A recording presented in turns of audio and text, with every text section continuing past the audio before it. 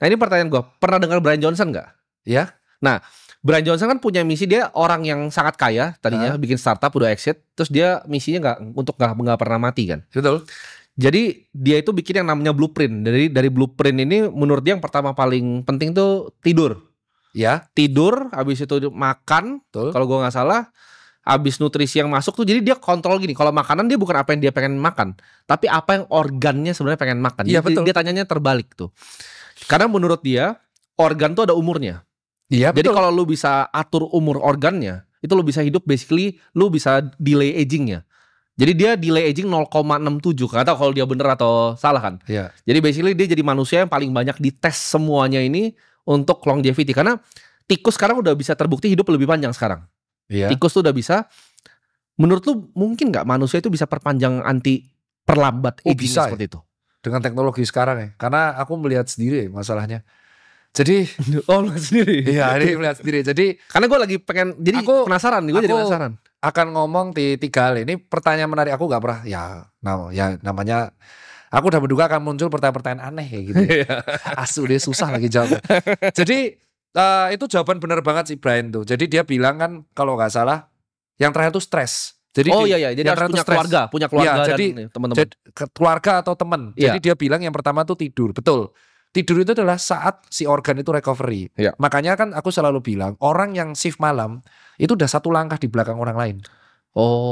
Aku kan bilang gitu saat itu, bahwa orang yang shift malam, kerja di waktu malam, shift malam, itu kita udah satu langkah di belakang orang yang bisa tidur saat malam. Karena ketika malam, recovery organ kita itu maksimal. Jadi ibaratnya kalau recharge dia maksimal. Recovery saat siang tuh bener, tapi nggak semaksimal malam. Dia bilang yang kedua, makan yang dibutuhkan oleh tubuh itu yang dikeluar-keluarin sama orang. Lu bisnis apa paling laku di Indonesia? Makanan manis kan? Pasti. Minuman manis kan? Ya, itu racun kan? Itu memperpendek umur. Karena kita tuh sudah makan gula dari nasi, terus kau tambahin sama minuman manis. Tapi faktanya orang Indonesia, es teh jumbo sama kopi susu gula aren itu adalah 2 minuman yang paling laris di Indonesia. Tapi gue bingung, itu kopi susu gula aren tuh apa sih yang diminum itu? Gue jujur ya, kalau kopinya nggak americano gue nggak bisa.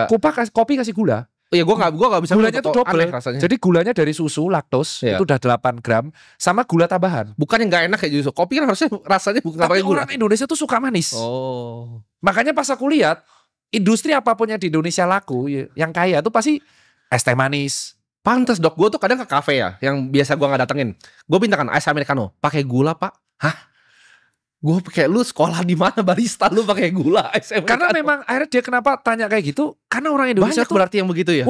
Banyak banget. Oh ini gue baru tahu nih. Gula itu bisnis gula sama garam. Jadi orang Indo tuh kalau nggak ada rasa mereka tuh nggak mau.